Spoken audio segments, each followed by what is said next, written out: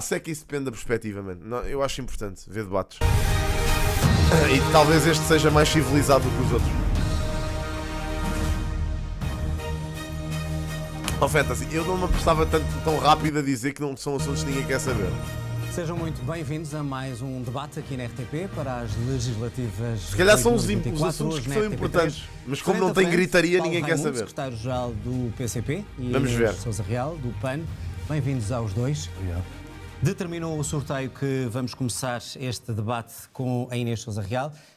Devo só dizer para quem está a ver que a Inês tem um braço ao peito, de facto, um pequeno acidente que levou a este braço ao peito, mas as melhoras, e vamos então à nossa troca de ideias e a este debate. Proponho que começarmos pela corrupção. Ambos os partidos dizem que Foi o Ventura. Depois do debate dele, o Ventura fez uma rasteira à Inês Sousa Real e ela partiu o braço. Tem que ser combatido para que tudo o resto corra melhor. Inês, legalizar o lobby é a melhor forma de combater a corrupção? Estamos a brincar, como diz o PCP, lógico, não é? É legalizar a criminalidade em Portugal? Antes de mais, muito boa tarde. Obrigada mais uma vez por esta oportunidade, mas permita-me uma palavra de agradecimento especial ao Paulo Raimundo e ao PCP, que de imediato, como souberam do acidente... Obrigadíssimo, Dani. Obrigado por 74 meses, mano. Thanks, man. Vamos ver. Vamos ver se foi pobre ou não. É assim, são dois partidos. O PAN eu acho importante, o PCP. Obrigado, Dani. Obrigado por 74 meses, mano. Thanks, mas acho importante ver todos na mesma, de qualquer das formas. Obrigadíssimo. Ao Paulo Raimundo e ao PCP, que de imediato, quando souberam do meu acidente, se disponibilizaram para adiar o debate. Okay. Felizmente posso estar aqui hoje, mas agradeço evidentemente a cordialidade que tiveram para connosco. Em relação à questão do lobbying e do reforço da transparência, para o PAN é essencial que se regulamente esta atividade para que os cidadãos possam saber com quem é que se sentam os decisores públicos, com quem é que efetivamente a pegada legislativa, com quem é que se sentam à mesa para tomar a decisão, e isso só é possível através desta legislação. Mas a democratização do lobby... Isto a mim faz-me alguma confusão, porque eu percebo que ela tenha que estar presente porque é a líder do partido, mas neste caso, acho que o partido, numa situação destas, poderia enviar outro representante, porque pronto, ela já está rouca, portanto fica muito difícil passar as ideias que quer. E depois com o braço ao peito e tudo mais, mais valia ter enviado outro... Passa precisamente por garantirmos que todos têm acesso à tomada de decisão, porque o que acontece hoje é que os grandes grupos de lobbying acabam por conseguir ter acesso à governação, à Assembleia da República, mas as organizações não governamentais, ou por exemplo, sejam do ambiente, da proteção ao nível da sociedade civil, em direitos humanos, e hoje precisamente num dia em que assinalamos até o Dia Internacional do Combate à Mutilação Genital Feminina, é um dos exemplos claros de forças da sociedade civil que muitas vezes querem manifestar. Mas é uma medida eficaz para combater a corrupção? É uma entre várias medidas. Ou é apenas um paliativo? Neste caso, é uma medida absolutamente imprescindível para garantir maior transparência. Certo. Se nós tivéssemos já uma lei desta natureza, por exemplo, em casos como o da Data Center em Sines, em que estavam em causa mais de 2,2 mil milhões de euros em matéria de fundos comunitários para investimento, se esta legislação já estivesse em vigor, nós teríamos sabido com quem João Galamba se tinha reunido. E, de facto, o PAN aqui, para além da lei do lobbying e do reforço da transparência, foi o partido da oposição que conseguiu, no Orçamento de Estado, aprovar a Estratégia Nacional para o Combate à Corrupção, garantir que durante este ano é renovada esta estratégia para que efetivamente tenhamos mais meios, porque não existe uma medida de ouro no combate à corrupção. Existe uma conjugação de várias medidas para que todos os anos não percamos mais de 19 mil milhões de euros para a corrupção, que é dinheiro que faz muita falta aos portugueses. Certo. Paulo Raimundo, o PCP e a CDU em geral têm dito que isto é uma forma de legalizar a criminalidade. E eu pergunto-lhe o porquê. Há também uma declaração que eu ouvi no Parlamento de um dos seus camaradas dizer que quem pretende legalizar o lobby é porque está enterrado até ao pescoço. É também o caso do PAN? Não. Olha, primeiro desejar as melhoras à sua deputada Inês Sousa Real, naturalmente, e rápidas melhoras para enfrentarmos estes tempos muito exigentes que temos pela frente. Eu acho que nós não podemos falar da corrupção, ou de medidas de combate à corrupção, sem deixarmos de ter em conta o principal foco. É assim, no Chega, por exemplo, tem havido malta... Nestes debates das legislativas, se calhar não há opção, mas tem ido, ou pelo menos no pré-legislativas, houve vários deputados do Chega que foram aos debates. Houve vários, o Bruno Nunes, sei lá, já nem me lembro, a Rita Matias chegou a ir a um, acho eu, o Pedro Frazão, Portanto, é assim, se faziam um bom trabalho a substituir o Ventura, possivelmente não, mas podiam ir substituí-lo. E eu não tenho dúvidas que no PAN tem de certeza mais quadros para substituírem a Inês Sousa Real neste tipo de situações. Mas se o fariam, se calhar, de forma, sei lá, que fosse benéfica ao partido, se calhar não, mas numa situação extraordinária é o que é. Da corrupção no nosso país. E o principal foco, aquele que de facto vai mais fundo na dimensão da corrupção, aquele onde se dá toda a negociata, todo o compadrio, tudo aquilo que de facto faz a diferença, um dos grandes focos disso é as privatizações. Com tudo o que isso envolve, com tudo o que isso mexe. Já lá vamos. Quanto ao lobby? Não, mas eu estou a dizer isto porquê? Porque a Sra. Deputada Inês Sousa Real disse uma questão com a qual eu partilho, que é não há uma medida de ouro que resolva toda a dimensão do problema da corrupção, mas nós não podemos desviar, atacar o centro da corrupção. E, na nossa opinião, o centro da corrupção está nas negociatas e nas grandes negociatas onde as privatizações estão profundamente ligadas. Mas acha que o lobbying é uma forma de abrir a porta? Ou é uma forma de ser mais transparente, saber quem influencia quem no poder? Eu vou-lhe responder, não vou responder. Mas nós, por exemplo, este caso, agora veio a nu do negócio da privatização da ANA. Atenção que as grandes negociatas também estão nas empresas que são mantidas públicas e nos fundos que são desviados para essas empresas para as resgatar, e as administrações andam a pagar prémios de sei lá quantos, e indenizações e o caraças de quantos milhares de euros para manterem as empresas públicas. Não é só a privatização. O Tribunal de Contas a demonstrar por A mais B que usou o Estado. Não usou o Estado. Usou o Estado, usou a vida de cada um de nós, usou o património... Eu não acho, lá está, eu acho que o Paulo Raimundo acaba por ser uma pessoa séria no sentido em que não é um homem que entra em, sei lá, em conflitos diretos e em... Pronto, é um gajo que se comporta como um senhor. Mas lá está, defende coisas com as quais eu também não concordo, mas isso são visões. Não? O património público, mas alguém se habituou com aquele bom negócio para alguns e um muito mau negócio para outros. Mas o Paulo Raimundo é um exemplo de um bom político, na minha perspectiva, que eu acho que é um político que passa as ideias dele, independentemente de terem problemas ou não, mas isso já é uma questão ideológica.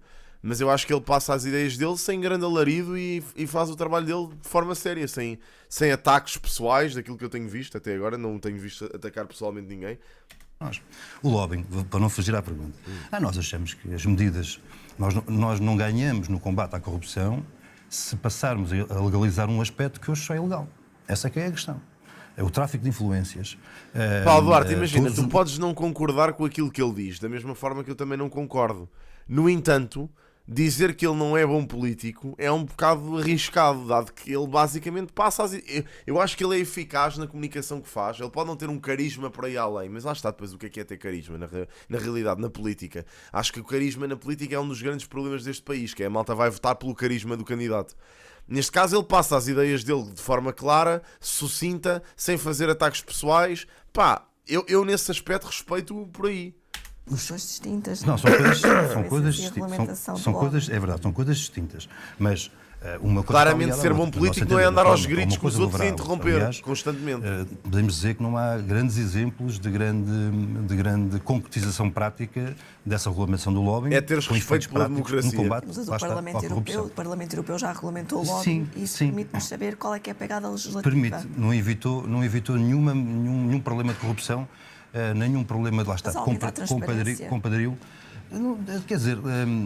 Paulo Raimundo, mas tem alguns dados que possam mostrar que o lobby aumentou a corrupção ou não a diminuiu? Claro, não tenho nenhum dados que comprovem que a regulamentação do lobby em algum país aumentou a corrupção. Mas não prefere saber quem é que, por exemplo, como acontece no Parlamento Europeu, quem é que nos corredores do Parlamento, da Assembleia da República, está perfeitamente identificado e está a falar com os possíveis legisladores para mudar alguma coisa, do que ser subterrâneo? Não, mas isso não altera nada, porque nós sabemos muito bem quem comprou a Venci. Quem comprou a ANA foi a Venci. Quem comprou, ou seja, a quem se entregou a ANA foi a Venci. Mas tardiamente, ou seja, andamos sempre a correr atrás do prejuízo. Portanto, se me permite, há uma coisa que está clara. Há um governo anterior, formado pelo PSD e o CDS, que na altura onde estavam os atuais dirigentes do Chega de Iniciativa Liberal, decidiram privatizar a ANA, entregá-lo à Venci. Nós soubemos isso. Isso não foi subterrâneo, isso não foi tudo às claras. Foi tudo às claras. Ora, isto é que é preciso enfrentar de forma clara e sem receios. E depois há outro problema da corrupção, que é talvez aquela dimensão daquilo que é supostamente legal, mas que é do ponto de vista moral completamente... Só para clarificar por acaso uma quero ver questão, se o quando Paulo o Raimundo PCP, faz esta e observação estou a quando utilizar a estiver expressão porque perante ela os é o dirigentes objetiva do para quem Chega e está da a Iniciativa ver, Liberal. que diz que estes que estão a tentar legalizar o lobby estão enterrados até ao pescoço. Quer dizer o quê? Que os partidos em que o PAN está integrado, que fazem esforços para legalizar o lobby, estão a tentar esconder a corrupção? Olha, eu não sei quem é que fez essa afirmação, eu não fui de certeza absoluta, não tenho certeza disso.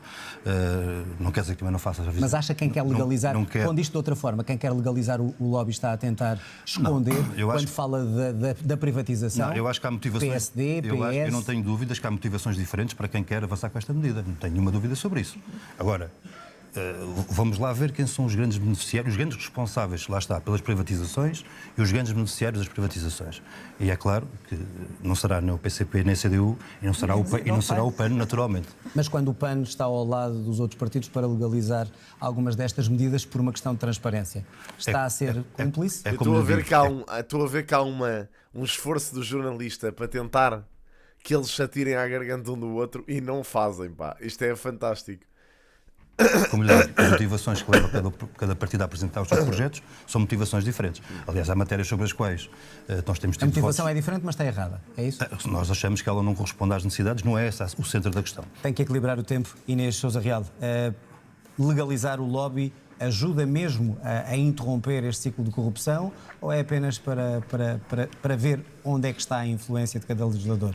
E se tem algum dado que mostre que para, de facto, uma parte da corrupção em Portugal? São fenómenos conexos e não é à toa que o Parlamento Europeu fez avanços nesta regulamentação e que hoje sabemos qual é a pegada legislativa, é que efetivamente se houver mais transparência, eu recordo que o PAN, a par desta proposta que apresentou e que efetivamente está mobilizado não por qualquer tipo de interesse pessoal ou partidário que tenha, mas sim pelo facto de que é importante que os cidadãos saibam quem se senta à mesa com o poder. Certo. Porque nós não podemos continuar a ter fenómenos de portas giratórias, continuar a ter a influência que existe junto dos decisores políticos e não garantir uma maior transparência. Foi por isso até que lá atrás, no âmbito do Orçamento de Estado, o PAN conseguiu aprovar o portal da transparência para que efetivamente garantíssemos que em todo este processo... Eu estava-vos a ouvir dizer que este debate não interessa ao Menino Jesus, mas isto é um tema que é super pertinente e, aliás, isto que ela está a dizer, estas medidas do combate a estes assuntos é precisamente aquilo que quando vocês falam em corrupção e de formas de combater a corrupção, estas são as reais medidas. Porque o dizer vamos matá-los todos, os corruptos, isto não é medida nenhuma. Quem diz que vai buscar a gente vai buscar esses 18 mil milhões de combate à corrupção. Ok, como? Não sabemos, mas vamos. Isto não é nada. Percebem? Não apenas no combate à corrupção, mas na contratação pública, na administração. Nós estamos a falar de dinheiros públicos que tantas vezes ouvimos dizer que não existem ou que são escassos. Quando tentamos, por exemplo, apoiar ou subir a nível, por exemplo, dos salários, do ordenado médio ou até do ordenado mínimo, para que Portugal não seja um país de mínimos olímpicos, ouvimos muitas vezes dizer que não há dinheiro para fazer, por exemplo, face Mas quando às faz justas estas reivindicações. denúncias, quer ao PSD, quer ao PS, de possíveis ligações a essa corrupção, depois não é cúmplice quando vota ao lado deles para legalizar o lobby na Assembleia da República? De forma alguma, porque no entender do PAN, esta matéria é uma matéria de reforço da transparência. Não se trata de legalizar o lobby, até porque é importante perceber uma questão que é todas as situações marginais à declaração da reunião com o poder público ou político, aí sim é mais fácil até identificar situações que, do ponto de vista jurídico, possam ser situações com natureza criminal, do que não existindo esta obrigatoriedade de registro.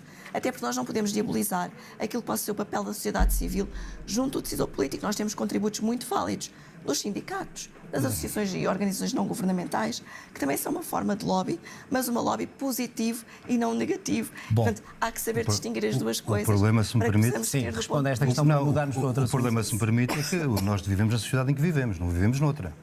E a dimensão e a capacidade e o poder do poder económico não tem nada a ver com a dimensão e a capacidade e o poder da sociedade civil. E este é que é o grande problema. Este é que é o grande problema, porque a Sra. Deputada fez bem uma referência às portas giratórias, que é uma coisa com que nos confrontamos todos os dias. a regulamentação do lobby não altera nada esse problema das portas giratórias. Não altera em nada Os períodos de nós, sim, o PAN conseguiu, tem instâncias importantes, como ao Tribunal Constitucional de Contas, colocar essas matérias em cima da mesa. A regulação do lobby não altera nada, aquilo que falava há pouco. Olha, quero mais um exemplo claro da questão grossa que temos aí, aquilo que foi o escândalo da privatização da PT, por exemplo. Portanto, mais Estado seria também uma solução para combater a corrupção? Não, o que nós precisamos é mais Estado e menos privatização. O que nós precisamos, esta que é a grande questão, com que estamos confrontados nos dias de hoje, é que o Estado, de uma vez por todas, que o poder político, de uma vez por todas, se liberte da subjugação que está confrontado do poder económico. Essa é que é a grande questão. Que é Bom, vamos mudar de assunto porque como é que se há vai resolver isso, preocupações Paulo? também para a sociedade Queremos portuguesa. muito saber. Como sabemos, temos agricultores, não só em Portugal, como por toda a Europa. Por acaso quero ver as em protesto propostas do por PCP em relação a razões. esta situação. Muitos dizem que estão sufocados Não sei com quem lhe a agradeceu, deve ter regulamentação tido excessiva em um matéria de acidente. proteção ambiental. Paulo Raimundo, vou-lhe perguntar assim... Atenção, eu não acho que o Paulo Raimundo não tenha razão nesta questão.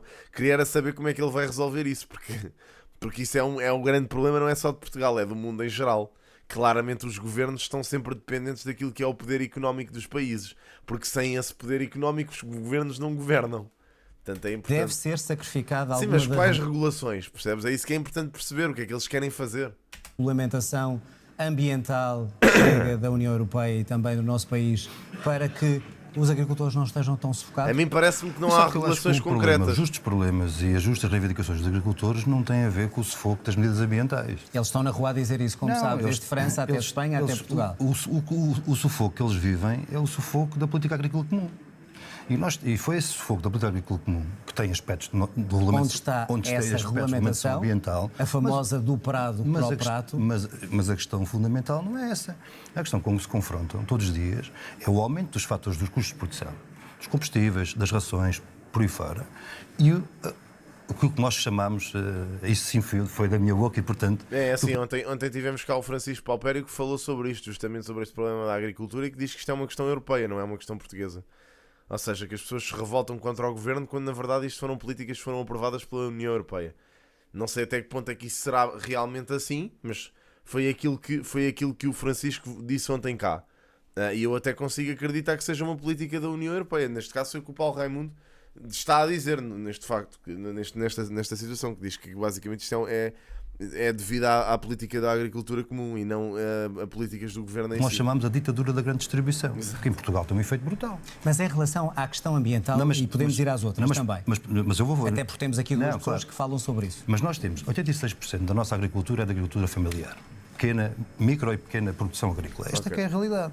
Ora, essas pessoas estão a ser esmagadas pela ditadura da distribuição. E se quisermos voltar para trás... Parece-me que o discurso é comum entre o LIVRE e o PCP nisto. Não deixar ninguém ser responsabilidades. PS, PSD, CDS e agora o Chega Civil Liberal são de facto os responsáveis, olha, por terem terminado 400 mil explorações agrícolas de há 40 anos a esta parte. Mas como é que a Iniciativa Liberal é responsável por isto se eles nem sequer fizeram parte de governo nenhum? Nem o Chega. Como é que eles podem ser responsáveis? Por o que quer que seja. Ou seja, é a direita toda que é responsável por causa disto? Então, mas quem esteve no governo nos últimos 8 anos foi o PS. Como é que pode ser o PSD, o CDS, a Iniciativa Liberal e o Chega? Quem é que foi? O que eles defendem? Mas defendem em que aspecto? Em relação ao quê? Quando os pesticidas... Ou seja, porque basicamente foram quadros da Iniciativa Liberal que saltaram do PSD para lá, ele diz que basicamente a Iniciativa Liberal é responsável. Portanto, é assim que funciona. Okay. São mais caros para serem mais amigos do ambiente, quando não se pode produzir de determinada maneira. Não, Raul, mas aquilo que ele está a dizer é isso, é que justamente essa agricultura familiar foi esmagada por essas grandes empresas agrícolas que estão a tomar conta de Portugal e a fazer cultura uma cultura, monoculturas, neste caso. Tudo isto, o que eu pergunto é quais são as linhas... Malta, vocês não têm que discutir, foquem-se no importante, parem de discutir o que é que eu vou ou não votar, porque isso não interessa ao menino Jesus. Eu acho que vocês deviam estar mais preocupados no que é que vocês vão votar e porquê.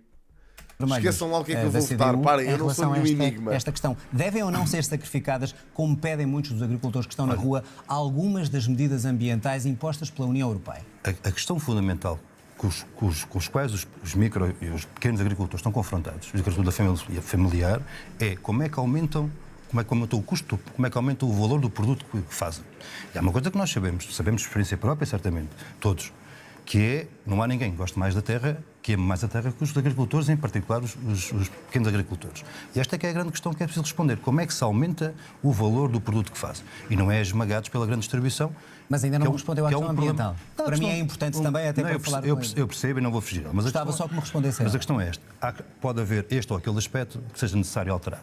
Admito isso. Não conheço com pormenor esses aspectos, portanto pode haver isso. Mas essa não é a questão fundamental. Mas está ou não o PCP, por exemplo? Então, questões muito práticas. Baixar os impostos dos fertilizantes, já que está a falar em custos. Fertilizantes, pesticidas, etc. Deve-se baixar o imposto aí ou não? O que nós precisávamos era que o Estado assumisse em si um centro de compras desses produtos todos e pudesse ser revendedor aos Mas não me respondeu se deve baixar. By the way, aquilo que o Tino Nina acabou de publicar aqui é o votómetro do Observador.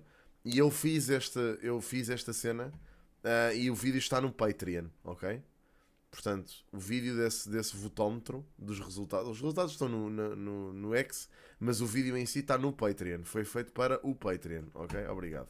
Não é os questão, impostos dos pesticidas. Essa não é a questão. A questão é outra. Também Estado, é uma questão. É o Estado. Claro, é o Paulo Estado Raimundo já vai com 6 minutos. assumir em si mesmo um centro de compras e fazer uma revenda aos pequenos produtores. Essa é que é a grande questão. Inês, a mesma questão, de forma inversa, se os agricultores que estão na rua a reclamar por medidas e regras não tão apertadas em termos ambientais para não terem que viver num drama. Deve ou não isso ser considerado? E o PAN, que é um defensor das medidas que defendem o ambiente, até que ponto é que se deve... Eu acho que esta questão da agricultura é bem mais complexa do que estar simplesmente a culpar partidos portugueses por isso.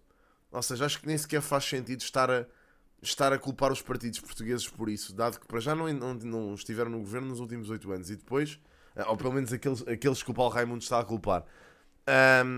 E depois, isto parece-me ser genuinamente, daquilo que eu ouvi o Francisco explicar ontem e daquilo que se vê no cenário europeu, parece mesmo ser uma questão europeia.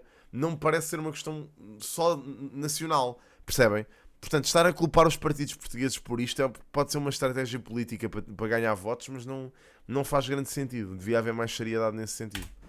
Abrandar um bocadinho esse garrote que muitos agricultores dizem que não aguentam. O PAN entende que não têm sido as propostas de matéria ambiental que têm prejudicado os agricultores. A lógica da política agrícola comum é que está completamente subvertida e muitas das vezes as imposições, seja ao nível da União Europeia, seja a forma de acesso aos canais de apoio, basta pensar que todos têm que ter, por exemplo, apoio técnico para perceber que os pequenos e médios agricultores não têm o mesmo acesso aos fundos comunitários que têm as grandes empresas. Pronto, ou seja, o problema, isto é uma linha comum daquilo que eu estou a perceber, todos estão a dizer o mesmo. Portanto, isto não é um problema nacional, é um problema europeu. E os pequenos agricultores não têm acesso aos fundos europeus, não têm. Ou seja, é isto que se passa. Portanto, os agricultores têm que se irritar com a Europa.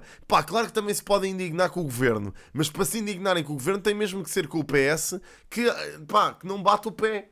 Lá fora tem que se... Aliás, não é que eles se calhar consigam fazer grande coisa, mas foi aquilo que o Francisco diz, que possivelmente deveria haver se calhar uma união dos países neste caso o sul da Europa, a Itália, a Grécia, a Portugal, Espanha, para tentar combater estas políticas da Europa Central, Alemanhas e Franças e etc.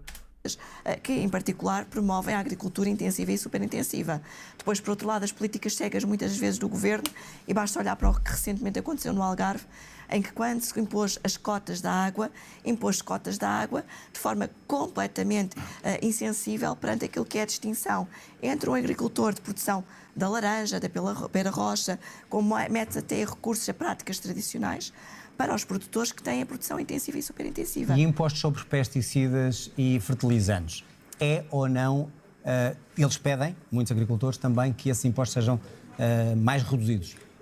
Pensa que deve ser feito isso? O que o PAN tem defendido é uma solução, em nosso entender, equilibrada, que é não mexer nesses impostos, mas sim aliviar a aquisição de produtos biológicos e de produtos que possam garantir e apoiar os produtores. Mas se os impostos forem muito práticas, elevados, quem paga é o consumidor final. Nós estamos a falar de uma alternativa.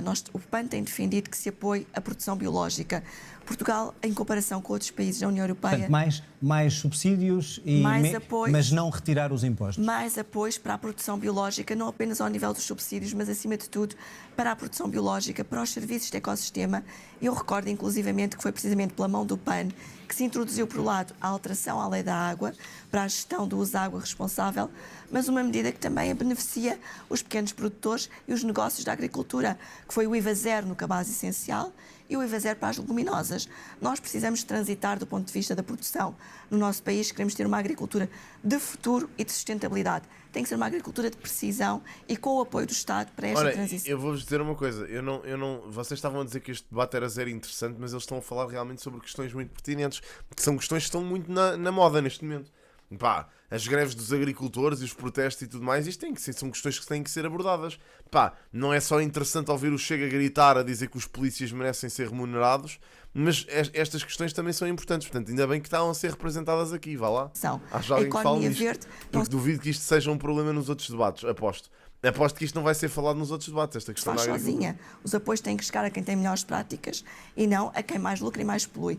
Permita-me só dar esta nota. Para o PAN, lamentamos contudo, partidos como o PCP não tenham estado ao nosso lado quando aprovámos a Lei de Bases do Clima e que tenham votado contra, porque são instrumentos fundamentais para garantir que os produtores têm apoio do Estado na transição climática e na transição energética. Agora, não podemos continuar a investir dinheiro onde se polui e onde causa dano contra a própria atividade, ao invés de incentivarmos as boas práticas e ajudarmos na transição. O PCP vota contra para tentar defender provavelmente os trabalhadores dessas indústrias de exploração fóssil e etc. Que possivelmente, eu não sei se foi por aí, mas acredito que tenha sido, e vamos ouvir o Paulo Raimundo, espero eu, a justificar-se porque é que votou contra esta proposta do PAN. Económica que o país tem que fazer. Paulo Raimundo, porque é que não votam ao lado do PAN, se essa é uma das formas de ajudar também o planeta e os agricultores? Deixe-me só fazer duas afirmações antes de ir a isso.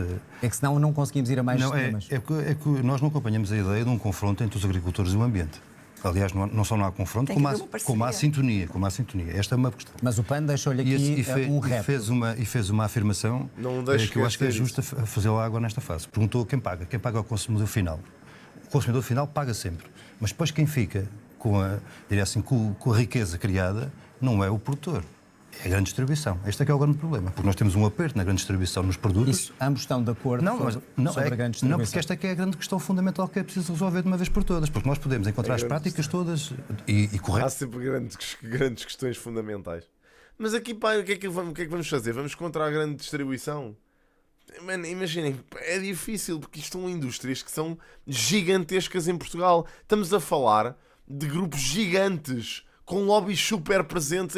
Pá, é difícil. Eu entendo que isso seja um problema, claro que sim. Agora, como é que se vai contra essas grandes distribuidoras, esses grandes grupos? É que eu não sei. Mano, não sei ambientais que deem a resposta do ponto de vista de tudo. Mas se não alterarmos, não acabarmos com a ditadura da grande distribuição, não vai alterar só porque é que não votou ao lado do PAN perante esta acusação para mudarmos a agulha. Talvez fiscalizar os preços. Pelas mesmas razões que o PAN não nos acompanhou quando avançámos com uma proposta de apoios extraordinários o ano passado para os agricultores perante um problema muito complexo. Olha, o problema da seca, numa altura muito. Mas esse pacote tinha lá questões que seja de apoio aos combustíveis fósseis ou até a redução do IVA das touradas, que o PAN jamais poderia acompanhar. Não, esta proposta em concreto, não sou deputada Sá. Vocês apresentaram um pacote completo, ou seja, com várias reduções do IVA, que não estava isolada, e portanto não podemos acompanhar. Nós não propusemos apoios extraordinários para a agricultura familiar para fazer face a um problema concreto. Desde logo as questões. Pronto, é isto. É difícil eles entrarem em concordância porque há sempre coisas que vão mascaradas de. Ou seja, quer dizer, aprovam um conjunto de medidas para ajudar os agricultores que lá no meio tem uma descida do IVA das touradas. É difícil as questões da. Olha, para dar resposta ao problema da seca, como referiu e bem. Então acabam por provar que ambiente versus agricultura também pode levar a essas questões, que é isso que estão aqui a debater. Claro, bom, vamos virar a agulha, vamos olhar para a saúde. Porra, não queria deixar fugir à pergunta de porque é que tinha votado contra aquele pacote de medidas ambientais, mas ele não respondeu.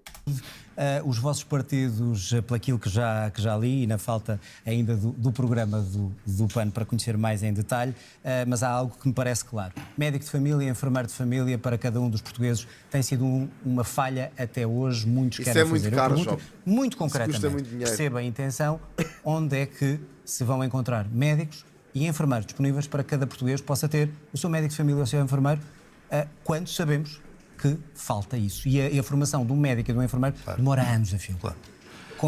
Quando é que acha que se tivesse possibilidade, em termos governamentais, de tomar essa medida, quantos enfermeiros, quantos médicos e quando é que essa medida estaria eficaz? Olha, eu acho que se houver aqui alguém numa mesa que diga que vai ser amanhã, está a mentir. Não é isso, não há nenhuma dúvida sobre isso. Então esclareça-me essa promessa eleitoral. Noutras circunstâncias. Então esclareça-me essa promessa eleitoral. E fez a pergunta, onde é que vai buscar? Ora, nós temos que ir buscar onde eles existem.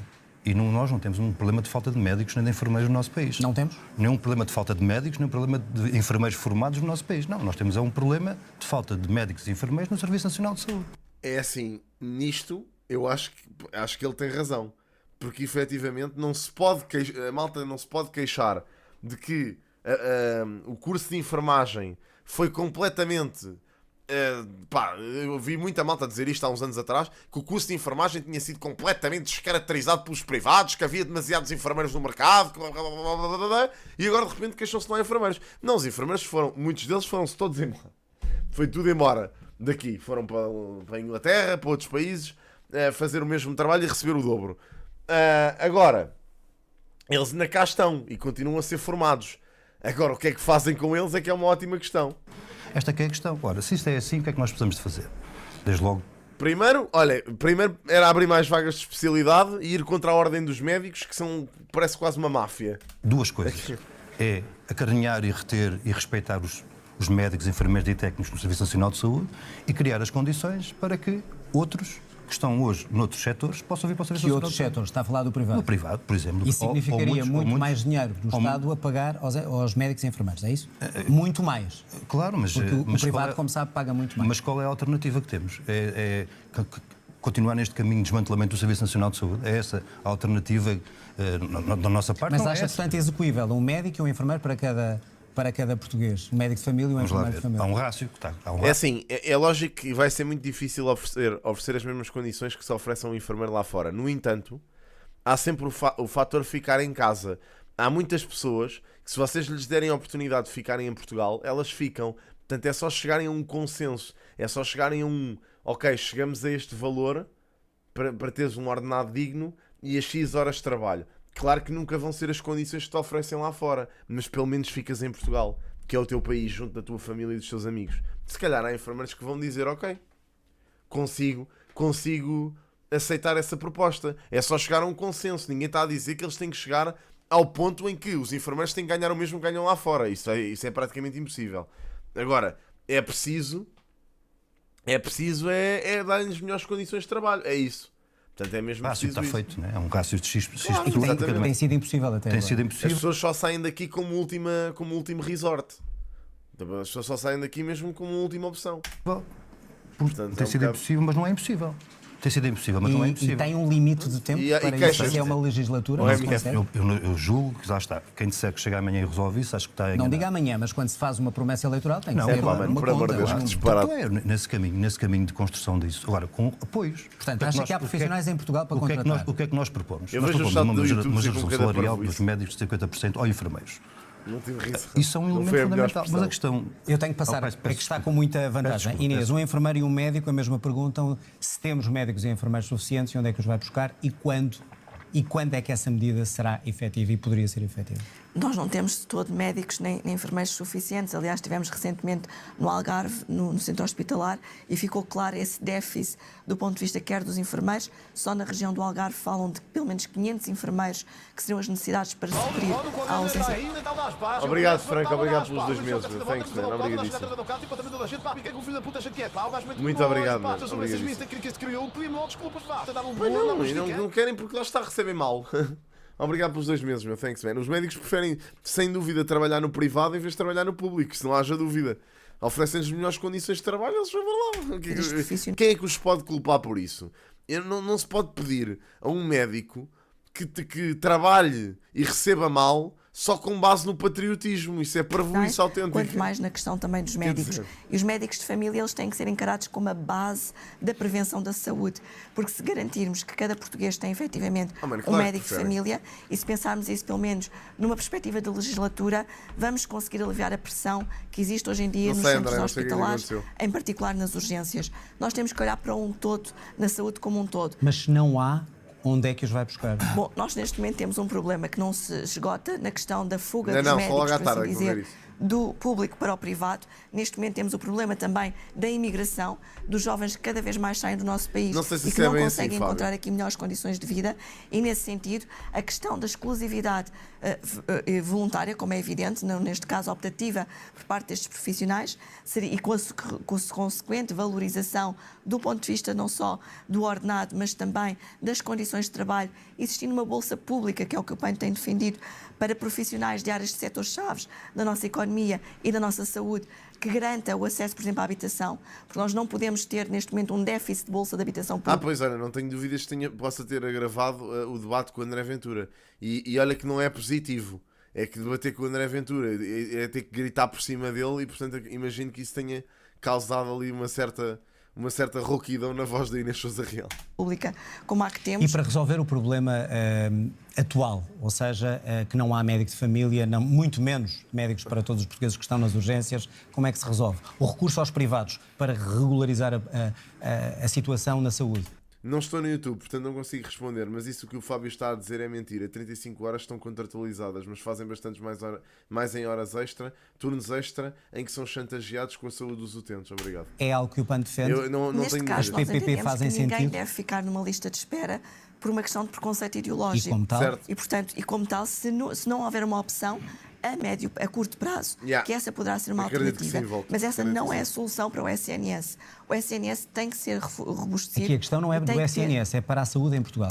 Para aqueles doentes que estão à espera de uma consulta, de uma operação, de uma urgência. Neste momento não é Ela aceitável deve estar ouvirmos doente aquilo que também, ouvimos sabe? nas ruas, que são pessoas a dizer que mesmo com doenças oncológicas estão em lista de espera para serem operadas, às vezes Portanto, mais de um ano. recurso às PPP. E, portanto, não é às parcerias Então. público-privadas, é de facto garantir que o Estado suporta a intervenção no privado e não estar a deixar os hospitais nas mãos das parcerias público-privadas, o que é completamente diferente. Mas Agora, o recurso tem ao que- privado para resolver a Neste situação caso, imediata. a canalização. Mas permita-me só referir Temos este mesmo aspecto, porque ele é importante. terminar. Nós não podemos deixar de garantir que em Portugal se aposta naquilo que é a recuperação do ordenado médio. O país não pode continuar a viver em mínimos olímpicos. Mas pagar as intervenções nos privados, isso não acaba por gerar mais despesa do que fazer uma PPP?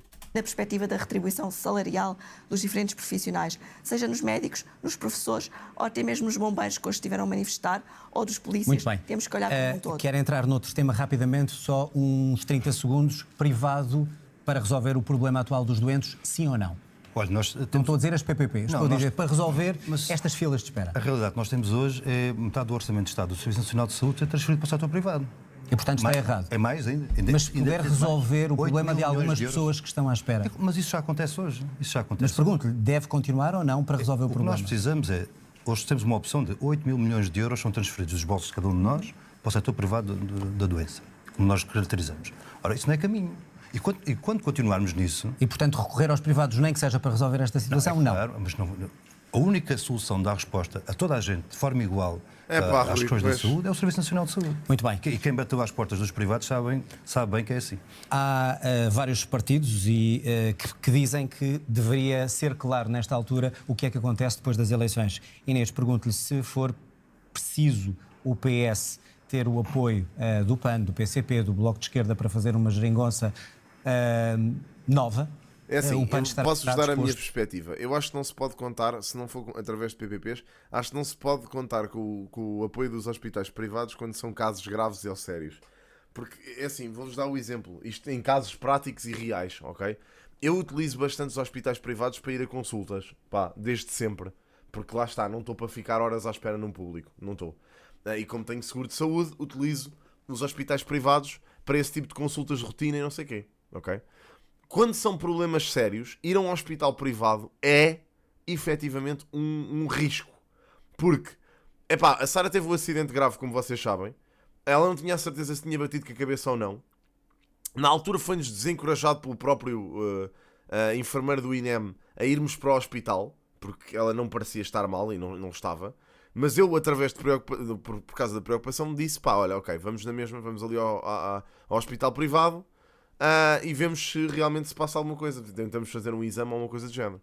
Fomos às urgências do hospital privado, fomos atendidos em tipo 20 minutos, nem isso, foi tipo super rápido.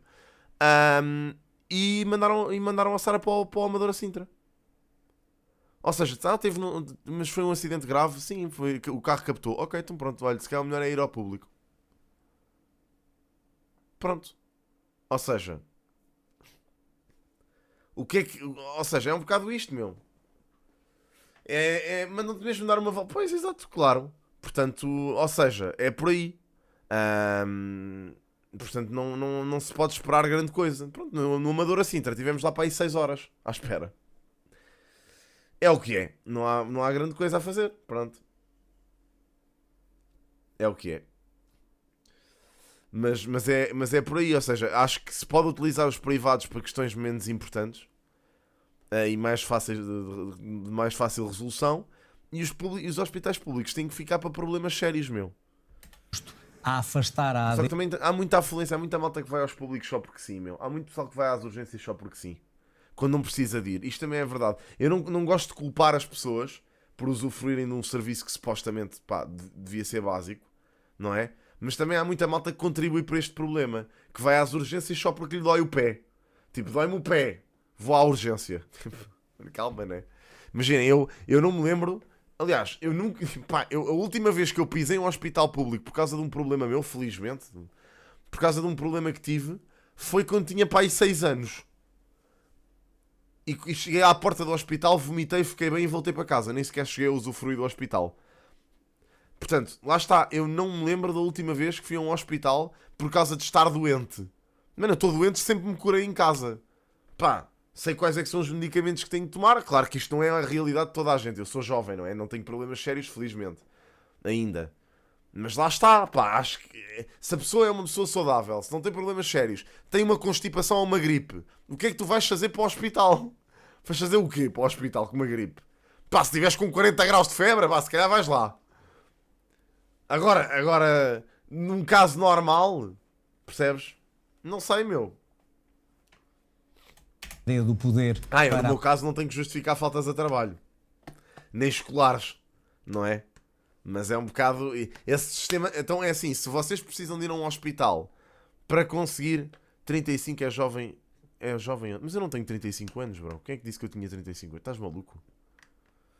Mas a realidade é esta, ou seja... é muito por aí. Devia ser assim. Tenho 40, tenho 37 mil.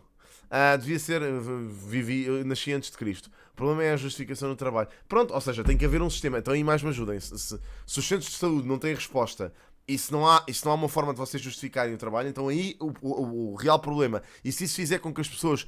Ou de mover as pessoas de irem ao hospital à procura de uma justificação, então aí devia-se implementar um sistema de justificações. Olhem, por exemplo, é assim... Depois lá está, é o apoio aos centros de saúde. Os centros de saúde deviam servir para isso mesmo.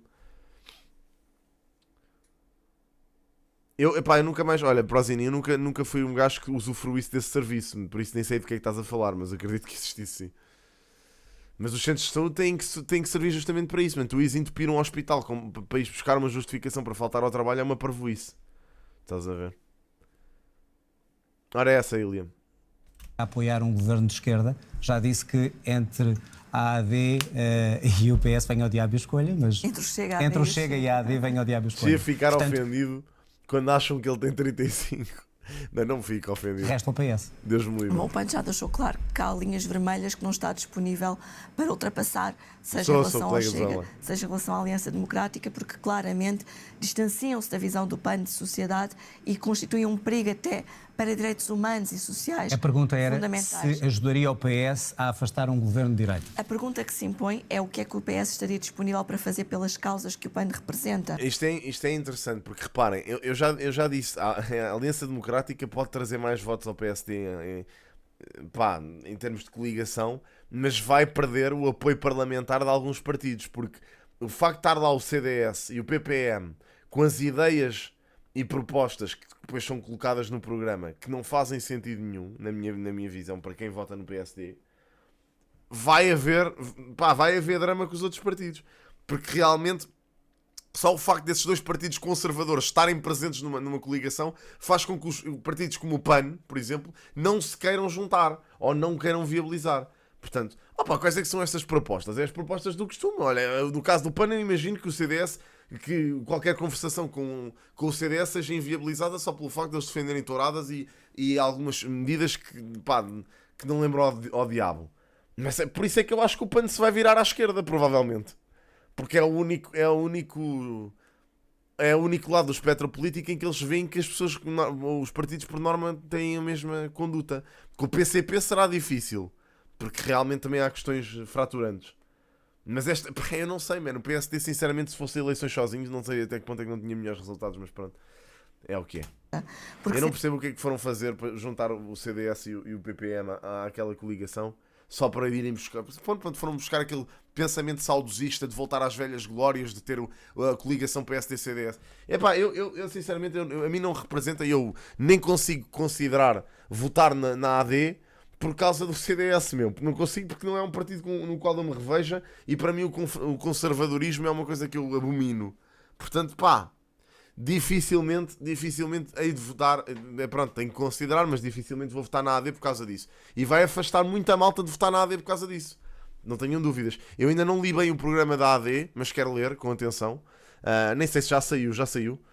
Queria ler com atenção só para ver o que é que lá está no programa dessas medidas do CDS e do PPM, porque de certeza que lá estão algumas. Inclusive é das mulheres, numa perspectiva que, por exemplo, a extrema-direita e a Aliança Democrática não defendem, ou até mesmo a proteção animal. Portanto, é um sim.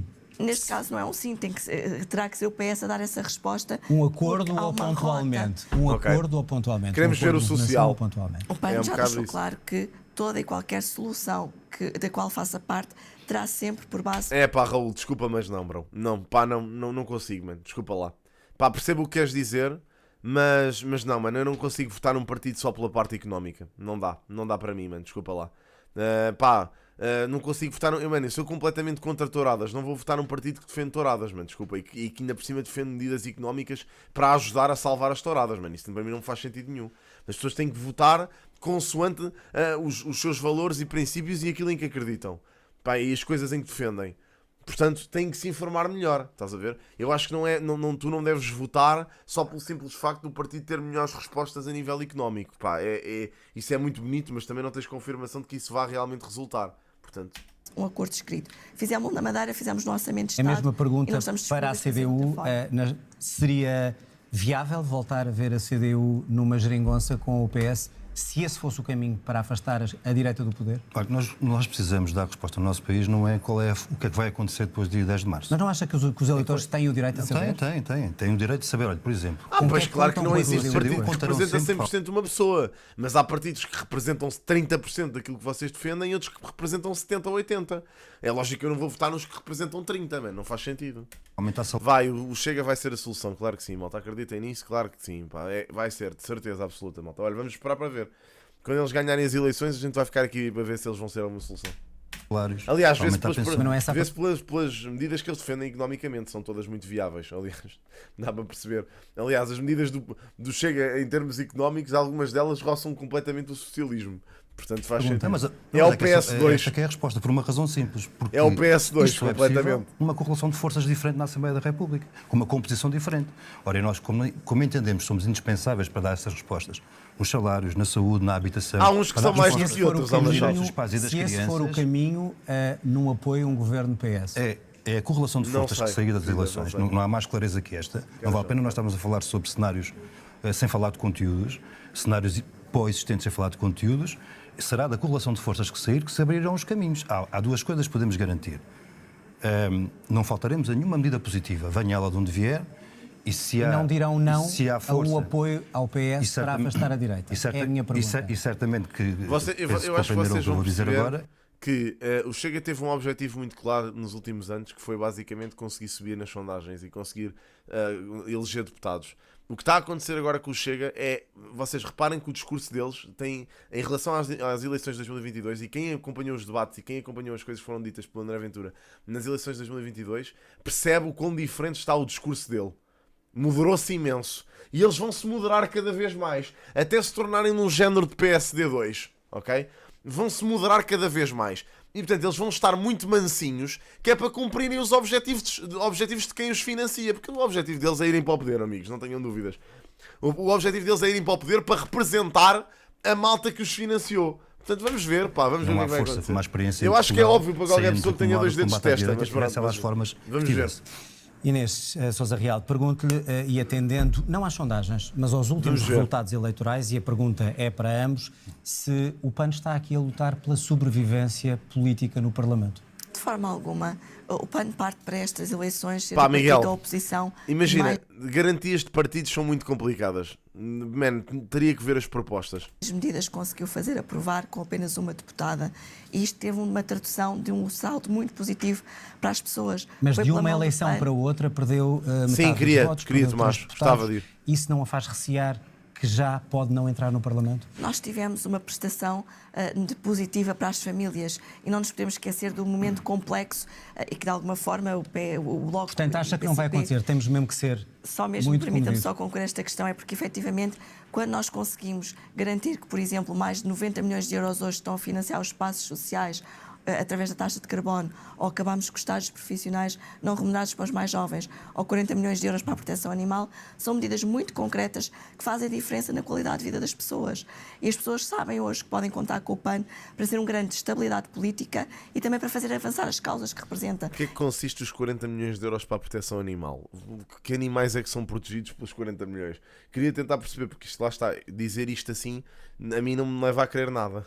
Que é uma força útil para a Onde é que vai democracia parar e esse para as dinheiro? suas vidas. E acreditamos que isso vai fazer diferença no dia 10 de Portanto, acha março. que o que tem acontecido nas últimas eleições, Epá, que se foi calhar, perder Fantasy, votos, perder provavelmente. deputados, O PAN vai ser Realmente difícil. poderia elegeu equilibrar recentemente alguma nos coisa em termos Açores, económicos, elegeu não? um deputado nos Açores, elegeu na Madeira, na Madeira Perdeu quebrou metade dos votos, estamos a falar de legislativas. neste caso em concreto, é mesmo na Madeira fomos os que quebrámos a maioria absoluta de Miguel Albuquerque e a nível nacional Ó, sabemos... Pitchek, porquê que tu... Mano, imagina, tu vais-te perceber que há determinadas pessoas que viram nesse partido um escape autêntico. Então, eles parece que são pagos pelo partido para fazerem campanha eleitoral. Então vão a todos os sítios. É que, por exemplo, o Trust já disse neste chat do YouTube, pá, umas 200 vezes que vai votar neste partido. Umas 200 vezes, mas todos os dias vem cá dizer a mesma coisa.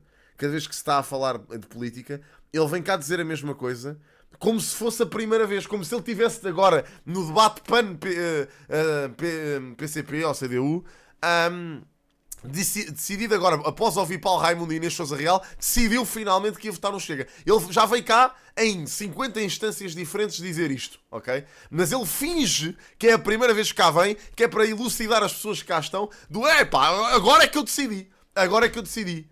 Parece mesmo que lhes estão a pagar para fazer isto. E ouçam, não é só aqui, é em todo o lado. Vocês vão ver alguma coisa com referência à política. Pá, estejam atentos a isso. Vejam a qualquer coisa que seja publicada nas redes sociais com referência à política. Nem é preciso falar no Chega. É só preciso ter referências à política. Vocês vão ver a quantidade de gajos que lá vão dizer eu vou votar no Chega, é a única solução. Vejam só, ok? Vejam só. Pá, esse tipo de merdas fazem-me recuar. Mesmo que eu acreditasse nas baboseiras todas que eles defendem, que de longe acredito, mas mesmo que eu acreditasse, mesmo que eu fosse um ultra conservador, super religioso, eu só de ver uma data de gente a dizer eu vou votar, por favor votem comigo, por favor deem-me a mão e vamos votar todos juntos, só isso movia-me de votar naquele partido. Só isso. Pá, mas pronto, não sei lá. Isso A mesma é pergunta para a CDU. Perdeu 100 mil votos, de 12 para 6 deputados. Luta pela sobrevivência à CDU nestas eleições? Eu É acho que a demais. pergunta é muito bem feita a partir do aspecto que colocou central, que é a partir dos resultados eleitorais e não das Yeah, sondagens. exato. Ora, Achei o que que é é que os isso. resultados eleitorais É o que o outro demonstram? gajo veio cá Demonstram dizer. uma realidade objetiva, quer no caso da Madeira de forma mais significativa, quer no caso dos Açores de forma mais simbólica. A CDU cresceu na Madeira e cresceu nos Açores. É pá, ó Paulo, não dá para levar. Isto é que eu depois não consigo levar o Paulo Raimundo a sério. Que é o PCP, mesmo quando perde eleições, ganha. É uma coisa que eu nunca vi. Ou seja, o PCP não elege ninguém, mas cresceu, que é o importante.